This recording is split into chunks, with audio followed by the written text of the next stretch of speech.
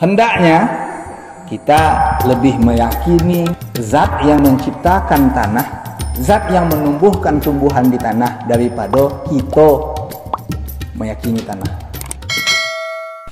Assalamualaikum warahmatullahi wabarakatuh.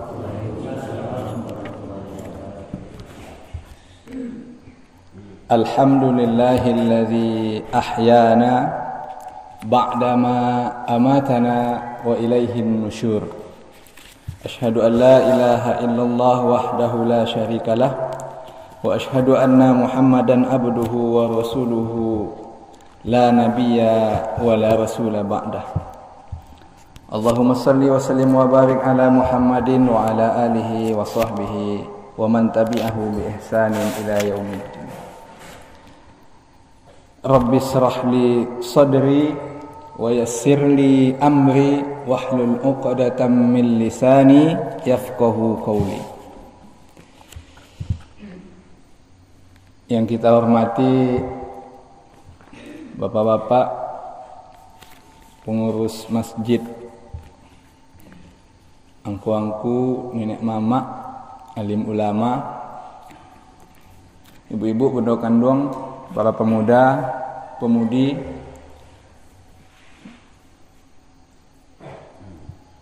kita yang berhadir.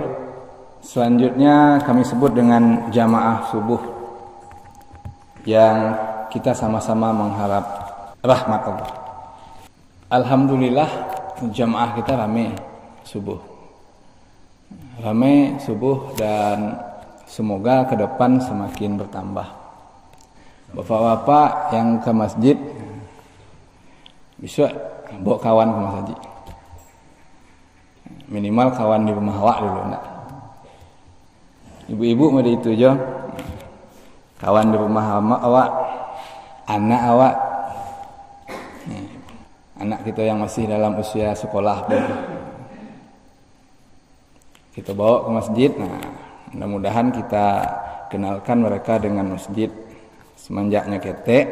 Nah, itu adalah bagian dari upaya kita, sehingga kalau kita lah tua atau kita pun meninggal, anak-anak kita masih lah tertanam di dalam dirinya cinta ke masjid. Nah, termasuk dalam melaksanakan ibadah salat 5 waktu sehari semalam. Karena subuh ini sebenarnya waktunya sesudah subuh ini agak luang. Nah, kalau waktu kultum kan tidak bisa kita bahas banyak hal, penjelasannya pun ringkas, singkat, dan poin-poin saja yang kita sampaikan. Pada saat kultum Kamis Patang, jadi di masjid setiap Kamis zuhur sudah azan, sebelum sholat zuhur kita adakan kultum. Petang kita sampaikan di antara keutamaan kita berinfak, Allah lipat gandakan pahalanya. Di dalam surah Al-Baqarah ayat 261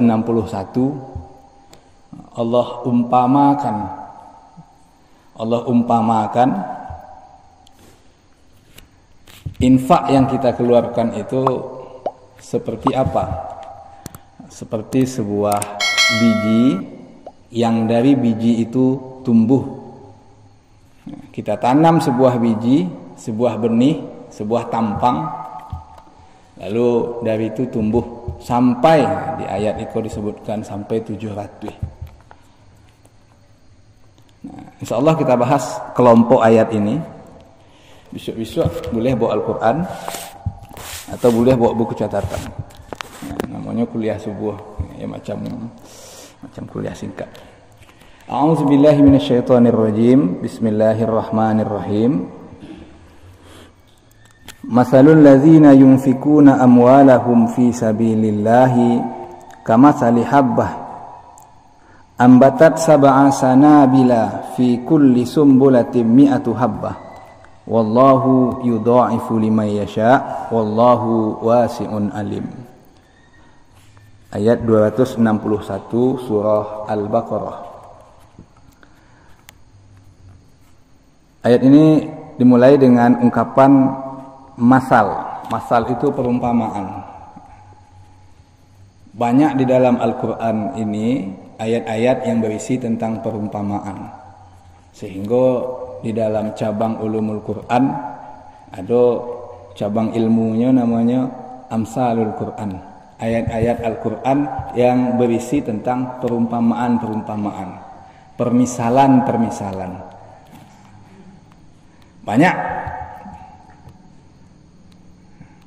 Banyak permisalan tentang orang munafik, orang beriman, orang kafir diumpamakan. Kemudian perbuatannya diumpamakan dengan hal-hal tertentu. Tujuan perumpamaan itu adalah agar mudah dipahami satu. Bagi orang, misalnya ayat ini, orang yang berinfak, orang yang menginfakkan hartanya, perumpamaan infak yang dikeluarkan itu seperti apa? Kama salihabbatin, seperti sebuah biji. Nah, bagi kita yang lah biasa bercocok tanam, capek kita menangkap. Sangat mudah kita memahaminya. Bahwa infak yang kita keluarkan di jalan Allah di dalam ayat ini, kama salihabbatin, seperti sebuah biji. Ambatat sab'a sanabil, dari sebuah biji itu tumbuh ketika kita tanam.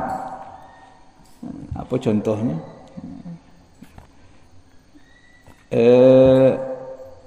Padi misalnya. Orang tanam padi tidak lo sebatang, tidak. Ada nama padi tanam sebatang. Nah, dari sebuah biji padi akan tumbuh berapa tangkai, berapa bulir. Akhirnya nanti ketika dipanen, baru biji yang dihasilkannya sudah itu. Buah sawit misalnya, setandan itu berapa buah? Berapa biji satu tandan itu? Padahal asalnya hanya satu buah biji yang jadi tampang. Jadi ketika disampaikan ini kepada orang yang sudah memahami, mengenali bagaimana pertumbuhan sebuah biji kalau ditanam, capek menangkap, cepat dipahami. Nah, Allah umpamakan juga orang yang berinfak, infaknya itu, pahala infaknya, manfaat infaknya, berkah infaknya, balasan infaknya seperti biji yang ditanam, yang menumbuhkan. Dalam ayat ini disebutkan sampai 100, sampai 700. Satu biji menumbuhkan 7 tangkai. Setiap tangkai ada 100 biji pula. Apakah kita pahami makna 700 itu sebagai makna memang 700? Boleh. Sampai 700 kali lipat boleh dipahami model itu. Tetapi kelanjutan ayat ini, susunan ayat ini menghendaki kita memahami jangan terbatas hanya dalam makna 700. Jangan terbatas hanya pada makna angka 700. Kalau kata Profesor Quraish Shihab begini, sama halnya dengan 700 itu tidak kita pahami dalam pengertian 700 tok. Sama ungkapan 1001 alasan. Apakah alasan itu ada 1001? Ungkapan itu adalah ungkapan menunjukkan banyaknya alasan. Bangi karena salah satu kali dengan kacian. Satu kali ditagahan dan pai kian. Ini pai jona kita. Ungkapan banyak. 700 bisa kita pahami memang 700. Karena juga ada hadis yang menyebutkan begitu. Tapi bisa juga kita pahami lebih dari 700. Nah, mana contohnya? Imam Ahmad meriwayatkan dari Abu Ubaidah radhiyallahu an, katanya saya mendengar Rasulullah bersabda, "Man anfaqa nafaqatan fadilatan fi sabilillah fabisab'i mi'ah.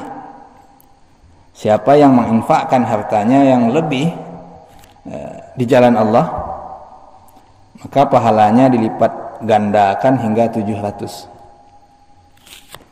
Wa man anfaqa ala nafsihi wa ahlihi aw 'ada maridan aw maza aza fal hasanatu bi asyri amsalihha. Dan siapa yang menginfakkan hartanya untuk dirinya, jadi untuk keperluan kita, kan ada pula orang yang untuk diri sendiri pelit, untuk dirinya sendiri kikir, tidak boleh. Bahwa menafkahi diri sendiri itu juga istilahnya infak untuk diri sendiri, kebutuhan kita, keluarga kita. Jadi bapak-bapak yang berusaha menafkahi keluarga itu juga sebuah pahala. Berapa pahalanya? Nah, di sini disebutkan. Au ada maridon, atau menjenguk orang sakit. Nah, jadi sebuah tradisi kita, misalnya kalau ada jamaah kita yang sakit atau orang sekitar kita dekat masjid yang dekat-dekat bisa kita jangkau, kita caliak, kita datangi tampaknya sakit, membesuk sakit, itu adalah sebuah amalan yang mulia, fardu kifayah juga hukumnya. Berapa ganjaran pahalanya? Sama dengan infak terhadap diri dan keluarga tadi. Atau lanjutan ini, au maza'aza, atau membuang sesuatu dari jalannya. Ada orang lewat situ, ternyata ada yang parkir tentang jalan. Nah, kita hindari onda yang parkir tentang jalan tuh, biar lancar jalan kita kemari, misalnya. Atau ada duri, ya. Kan contoh populer kan duri saja. Ya, duri saja contohnya. Ada kayu yang melintang dekat situ, tidak rancak, ada tambik orang lewat, nah, kita singkirkan itu, kita pindahkan ke tempat lain, nah, itu berpahala. Berapa pahalanya? Lanjutan hadis ini, fal hasanatu bi asyri amsalihha. Maka kebaikan yang dilakukan, nah, seperti apa tadi? Infak terhadap diri dan keluarga, cari orang sakit, membuang sesuatu yang menghalangi jalan, kebaikannya dibalas oleh Allah dengan 10 kali lipat. Hadis ini menunjukkan bahwa kalau infak di jalan Allah, kata Nabi, pahalanya sampai 700. Tapi semua kebaikan-kebaikan yang lain, ada contohnya tadi, infak terhadap keluarga, terhadap diri, nafkah terhadap diri dan keluarga, mencari kawan sakit, mangkian sesuatu dari jalan, pahalanya 10 kali kebaikan, 10 kali lipat. Dalam ayat Al-Quran kan juga ada disebutkan begitu dalam surah Al-An'am kalau kami tidak salah. Kebaikan itu dibalasi oleh Allah. Man jaa bil hasanati, siapa yang berbuat kebaikan, balasannya sampai 10 kali lipat. Nah, 10 kali lipat. Kali kesempatan lain kita kasih contoh yang lain, misalnya ngaji misalnya kan, satu huruf itu 10 kali lipat kebaikannya. Lanjutan ayat ini, lanjutan hadis ini populer nih kalau bulan Ramadan. Populer bulan Ramadan, disampaikan oleh mubaligh kita, oleh buya kita, oleh ustaz kita. Wasaumu junnatun. Nah, puasa adalah perisai. Malam yakhrikha. Puasa itu jadi perisai, jadi tameng, jadi yang akan menghalangi kita daripada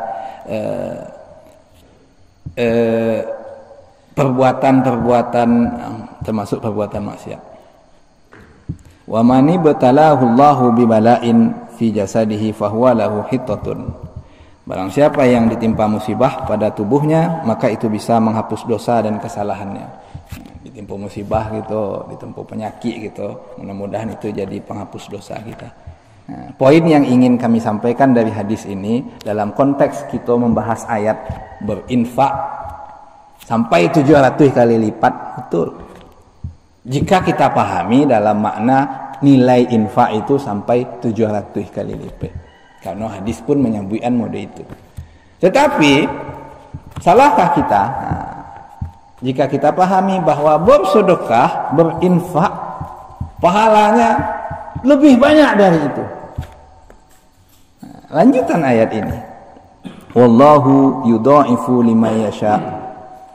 Allah melipat gandakan nilainya, pahalanya, balasannya. Kalau Allah yang melipat gandakan, tidak tambah-ambek. Allah yang memberikan, tidak tertampung-tampung gitu mungkin. Saking luasnya. Lima yasha, bagi yang dikehendaki oleh Allah.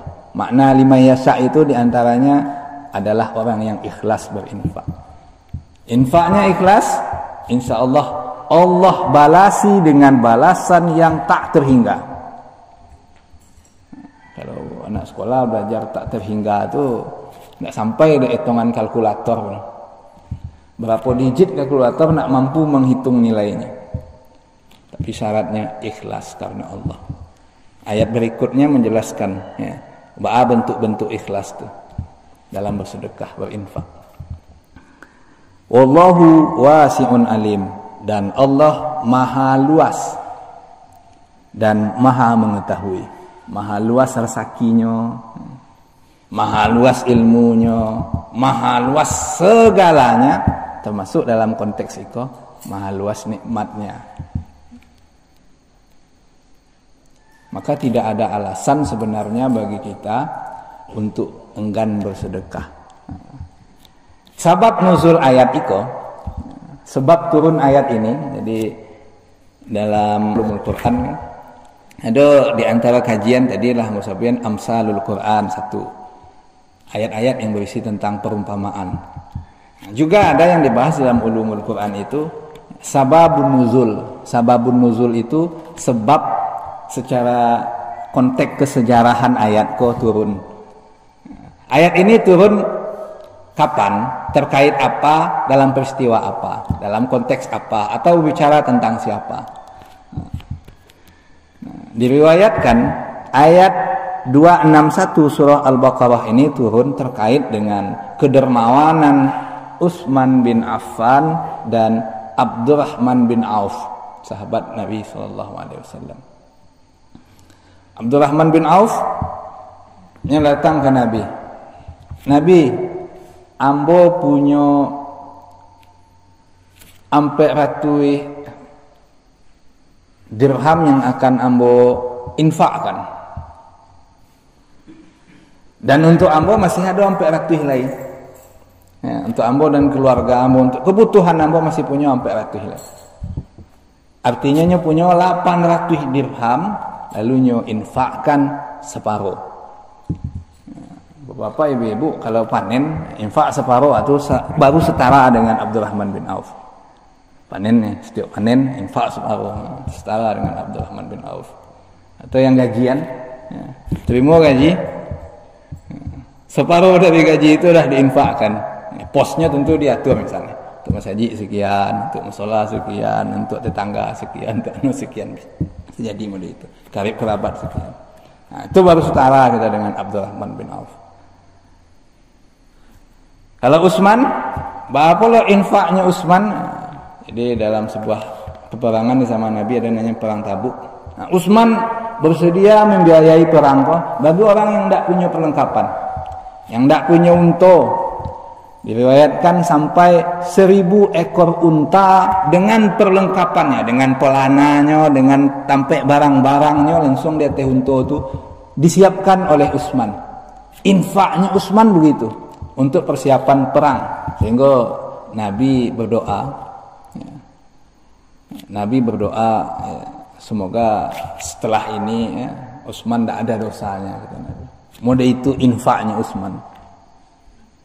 Mungkin bisa nanti dibaca sejarah ya, dengar ceramah di YouTube, baca bagaimana kedermawanan Utsman ya.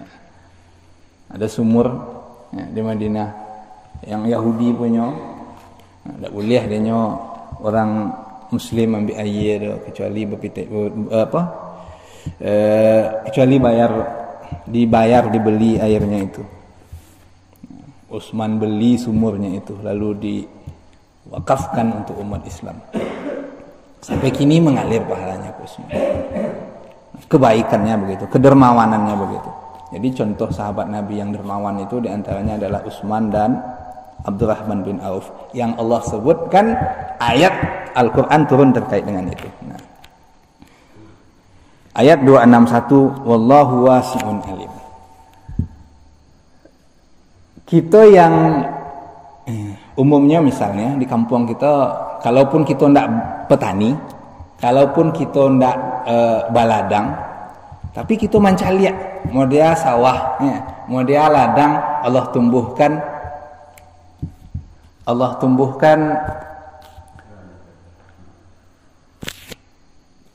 tumbuhan. Nah, maka bisa jadi pelajaran bagi kita. Pelajarannya apa? Kita percaya bahwa Allah yang menumbuhkan rezeki, Allah yang menumbuhkan tanaman. Apakah keyakinan kita terhadap Allah? Ya. Sampai keyakinan kita kepada Allah, atau hanya keyakinan kita kepada tanah yang menumbuhkan, ya, yang menumbuhkan tumbuhan. Ayat ke menggunakan, kalau dalam ilmu balaghah disebut dengan majaz akli. Ambatat sab'a sanabila. Yang menumbuhkan itu bukan tanah, tetapi digunakan redaksi ayat komodo itu. Tumbuhan itu ditumbuhkan oleh Allah. Nyendak tumbuh dengan sendirinya. Allah yang menumbuhkan. Apakah keyakinan kita kepada Allah yang menumbuhkan tumbuhan atau yang memberikan rezeki? Kita kalahkan dengan keyakinan kita kepada tanah. Hendaknya, ayat ini, hendaknya kita lebih meyakini, ya, zat yang menciptakan tanah, zat yang menumbuhkan tumbuhan di tanah, daripada kita meyakini tanah. Maka Allah yang maha luas rezekinya dan lebih mengetahui dengan segala macam ilmunya, mesti kita imani, mesti kita yakini. Itu ayat 261. Sampai di siku atau sudah dulu? Boleh, Pak. Terima kasih. Tentang infak dan sedekah, yang disampaikan oleh Ustaz berguna karena makanya bagi orang yang melaksanakan. Dan ditanya kepada Ustaz, kalau seorang itu meninggal, infak atau sedekah orang yang meninggal, apakah sama nilainya infak sedekah dengan orang yang hidup? Terima kasih, Pak. Ulang balik pertanyaannya biar tidak salah menangkap. Infak orang yang meninggal, yang menginfakkan siapa? Infak yang meninggal itu apakah infaknya waktunya hidup maksudnya, atau orang meninggal kok diinfakkan di anaknya? Yang mana maksudnya tadi pertanyaan apa?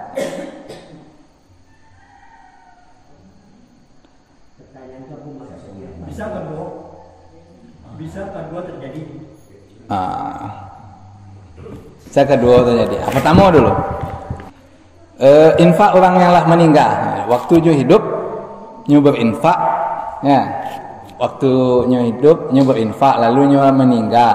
Nah, itu bagian dari amal yang tidak terputus. Nah, populer disampaikan saat meninggal dunia, takziah, ya. Di antara amal yang pahalanya tak terputus-putus, ya, adalah sedekah yang terus mengalir, nilainya, manfaatnya, berkahnya, pahalanya. Nah, sedekah itu dalam pengertian umum, sedekah itu dalam pengertian yang wajib, zakat, ya. Dalam pengertian yang sunat, masuk dalam tadi infak, menghibahkan sesuatu, berwakaf. Nah, dalam pengertiannya yang tidak wajib. Nah, kalau yang wajib kan zakat. Zakat itu sedekah wajib. Nah, Taubah 60 itu kan innamas shadaqatu lil fuqara. Bahasanya sedekah. Padahal itu maksudnya zakat. Disebutkan asnaf yang 8 itu kan. Nah, senif yang 8 tuh kan innamas shadaqatu, sedekah. Sedekah wajib maksudnya zakat. Atau juga ada yang sedekahnya bernazar, wajib karena nazar. Jadi selama pernah berinfak, maka mengalir terus pahalanya, walaupun ialah meninggal. Bahkan dalam surah Al-Munafikun kalau tidak salah,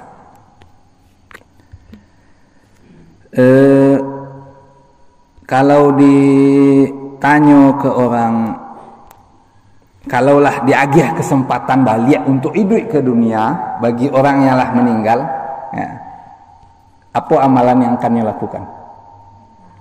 Sedekah. Ya. Laula akhartani ila ajalin qarib fa asaddaqa wa akum minas solihin. Ya Allah, kalaulah engkau balikkan aku ke dunia, kata orang yang meninggal, wah memana-mana tapi enggak bisa dah. Enggak bisa dah. Kok bisa ajak dululah Firaun tobat lah. Ya. Diampuni Allah lah taubatnya Firaun. Hanya lah meninggal barulah tiba kematian tu barunya bertobat. Nah, orang yang meninggal pun kalau nyo dibuliani duit kata dunia, apa yang akan nyo inginkan? Jadi harapan, cita-cita, keinginan orang meninggal itu apa? Kalau balik ke dunia nyo akan bersedekah, akan bersedekah, wa akun minas sholihin, dan akan jadi orang yang baik. Nah, jadi mumpung kita masih hidup, ya, ya, bersedekahlah. Jangan tunggu mati. Jangan tunggu mati. Kalau di musola di Kampung Pinang pernah hamba sampaikan cerita tentang orang yang menyesali, ya, orang menyesali kesempatannya yang lah berlalu. Ya, cerita tentang tsunami Aceh. Kesempatannya lah berlalu, habis. Nah, kalau lah habis harap tu apa ke diinfakkan deh. Kalaulah meninggal kita bakal berinfak leh, bakal beramal soleh leh, bakal beramal kebaikan. Mumpung masih hidup, mumpung masih ada kesempatan. Jadi pergunakan yang 5 sebelum yang 5 itu, kaya sebelum miskin. Kalaulah miskin tentu payah gitu untuk berinfak dengan banyak. Itu kaya bisa berinfak dengan banyak. Gitu. Jadi yang kedua, apakah dalam pertanyaan yang kedua tadi misalnya, apakah ada orang yang diinfakkan oleh anaknya, keluarganya, ahli warisnya gitu, untuk apakah itu juga sebagai nilai infak bagi yang lah meninggal? Itu kan persoalan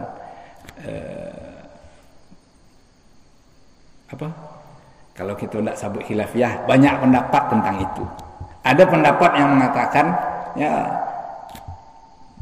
infak yang dilakukan akan mengalir tu ya seketika hidup. Kalau nyolah meninggal tidak bisa nyoba infak lagi. Buktinya tu nyo balik ke dunia. Kata orang yang mengatakan, ya lah habis, tidak selesai, tidak adanya kesempatan beramal. Kalau ada ahli warisnya berinfak, walaupun diniatkan di ahli warisnya itu untuk si anu yang lah meninggal, itu infak ahli warisnya. Kalau dibalasi oleh Allah, itu kalaupun dapat pahala lo tuh, kalau ikhlas lo, kok ambo berinfak sekian untuk almarhum anu. Ada yang mengatakan itu tidak sampai. Ya, itu kan infaknya ini. Gitu. Ada juga pendapat yang mengatakan boleh, bisa. Nah, bisa berinfak, bersedekah untuk orang yang dah meninggal. Di antara maknanya mode itu, karena meninggalkan harta yang bermanfaat, sehingga manfaat harta itu dikelola di anaknya, ya tinggalkan di anaknya pun diinfakkan harta itu, lalu akan terus mengalir. Jadi kita mau pilih pendapat yang mana, silahkan. Yang Bon tidak membatasi kita dalam satu pemahaman saja. Silahkan kita pilih pemahaman yang mana benar menurut kita. Yang penting jangan sampai kita berhenti beramal hanya karena perbedaan pemahaman, perbedaan pendapat. Mungkin itu saja. Boleh. Banyak Ustaz menyampaikan. Bila mati anak itu Adam, habis segala amalan. Kecuali 3. Sedekah jariah, ilmu manfaat, doa anak yang saleh. Kerjaannya dan dilakukan waktu hidup. Ya. Tapi kalau udah mati, putui. Ya. Kalau tadi itu masih ada jalan keputus. Kira-kira keterangan lainnya. Iya. Yang Bapak sampaikan itu dalam pemahaman yang pertama tadi. Nah, yang pertama, ya tidak ada lah. Tapi tidak ada, karena itu adalah yang dilakukan ketika hidup. Tapi ada juga yang mengatakan, pendapat lain mengatakan boleh. Dan di Indonesia banyak Modiko. Pemahaman yang kedua kok di Indonesia banyak, di tempat lain banyak. Nyoba sedekah untuk almarhum siano sekian katanya.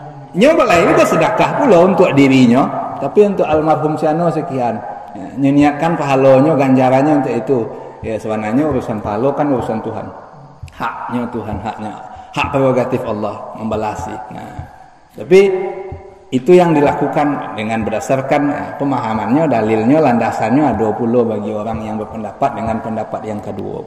Wallahu a'lam bishawab. Ini saja mungkin. Ibu-ibu ada? Nah, tidak, ini saja dulu. Anak yang saleh yang putus hubungan ini, ya kan, anak yang saleh, doa anak yang saleh itu sampai tahu atau infak anak yang saleh. Doa anak yang saleh itu infak anak yang saleh. Kalau infak itu dia, kalau doa dia yang disebut namanya doa, dia kan. Soalnya kalau makan dia kalau bagi baju. Apakah infaknya yang sampai kepada kita atau doa yang mana gitu? Ada yang memahami mode itu. Ya. Jadi anak soleh itu dipahaminya dalam pengertian infak yang dilakukan oleh anak yang soleh. Nah, sejalan dengan pemahaman kedua jawaban kita tadi. Jadi anak soleh itu berinfak, karena hasil yang didapat itu adalah bagian dari apa yang telah ditinggalkan dari orang tuanya. Nah, peninggalan orang tua. Contohnya, yang lah karajo, ya karajo kita. Sarai karajo tamek sekolah iko misal. Yang menyekolahan siapa katanya? Orang tua. Maka kebaikan dari sekolah yang kita dapat iko juga dapat bagi orang tua. Nah, kan sebenarnya baliknya ke sini. Ada juga yang memahami makna waladun soleh itu yada'ulah, penjelasan keterangan lanjutan itu waladun solehin yada'ulah, anak soleh yang mendoakan. Sebenarnya kan cak juga maknanya mau diikut. Karena anak soleh yang tidak punya harta pun masih bisa manfaatnya diterima oleh orang tua. Kan tidak sadar anak kita wariskan dengan harta. Kebaikan itu tidak terbatas hanya dalam bentuk harta. Kebaikan itu banyak maknanya, banyak lebih luas. Nah, di antaranya adalah berdoa bagi orang tua. Dan berdoa itu tidak perlu harta. Tidak bermodal kemauan, keikhlasan, tekad yang kuat kepada Allah. Jadi bisa dalam pengertian itu adalah anak soleh itu adalah anak yang berbakti kepada orang tuanya. Lah meninggal orang tuanya, nilai baktinya itu, makanya penting bagi kita mendidik anak kita. Juga dalam pengertian itu mendoakan orang tua. Nah, bahkan doa itu sebenarnya kan tidak hanya dari anak-anak kan. Doanya kaum muslimin juga. Cok disampaikan di Buya, khatib tuh kun khutbah itu, di antara khutbah itu mendoakan kaum muslimin. Ya. Allahumma ighfir lil muslimina wal muslimat wal mu'minina wal mu'minat. Nah, kita doakan semuanya ini, kita doakan minimal sekali sajumai kita mendoakan kaum muslimin semuanya. Khatib mendoakan. Jadi apakah terbatas? Tidak terbatas kepada satu aspek, satu pemaknaan saja. Lebih terbuka dengan beragam makna. Ya, lebih terbuka dengan beragam pemahaman, karena Allahu a'lam bishawab. Allah yang lebih mengetahui mana yang paling benar. Mana yang paling benar itu Allah yang lebih mengetahui. Contohnya tadi itu. Apakah 700 kali lipat balasannya terbatas sampai 700 atau lebih luas daripada itu? Ya. Kita balikan ke kaji kita tadi. Nah, ada yang memahami 700, ya 700. Karena ada hadis menyebutkan pada itu, infak fisabilillah itu 700 kali lipat. Sementara infak untuk kita, keluarga kita itu ya 10 kali lipat. Salahkah mereka memahami begitu? Tidak salah. Ayat pun secara tegas menyebutkan begitu. Tetapi ada orang yang menyebut lebih luas, lebih apa? Tak hanya terbatas 700 kali lipat. Salahkah? Juga tidak salah. Karena kelanjutan ayat ini apa? Wallahu yudha'ifu liman yasha' wallahu wasi'un alim. Allah melipat gandakan bagi orang yang dikehendaki. Ikhlas kita berinfak, insyaallah dilipat gandakan oleh Allah sampai tak terhingga. Termasuk tadi ya. Termasuk tadi nilai manfaatnya tadi itu kalau dibawain ke pertanyaan tadi, kalau loteng berinfak gitu ya, terus singgung kita misalnya loteng kita berinfak dalam konteks pembangunan gitu, kalaupun kita lah meninggal, Allah melipat gandakannya pahala tadi itu lima yasha. Wallahu wasi'un alim. Allah maha luas ya rezekinya, maha mengetahui. Nah, ilmu kita tidak sampai ke sinan dah. Karena Allah yang lebih mengetahui. Nah, semoga kita kalaupun lah meninggal masih menerima kebaikan dari ini. Menerima kebaikan dari infak yang kita lakukan ini. Ya. Orang tua-tua kita yang lah meninggalkan masjid untuk kita, sampai kini mereka bisa menerimakan manfaat dari kebaikan yang mereka lakukan ini. Nah, bahkan kita pun masih mendoakan ini. Masih mendoakan ini. Walaupun kadang tak doa sesudah kita sembahyang terlintas dalam lidah kita, dalam ucapan kita. Ya, semoga barakat iko ke karajo buah dari karajo nenek mak kita, alim ulama kita dulu, sehingga nyebut masjid menikah manfaat untuk kita. Nah, inilah yang kita sebut dengan Allah maha luas. Ya. Tak terbatas rezeki Allah, tak terbatas ganjaran Allah, tak terbatas balasan yang diberikan oleh Allah. Ini saja yang kita sampaikan. Ya. Besok kita lanjutkan ayat ini, pembahasan kaitan dengan kelompok ayat tentang sedekah ini. Kesalahan kami mohon ampun kepada Allah dan mohon maaf kepada Bapak Ibu semua. Hadanallahu wa iyyakum ajma'in. Billahi taufiq wal hidayah war ridha wal inayah. Wassalamualaikum warahmatullahi wabarakatuh.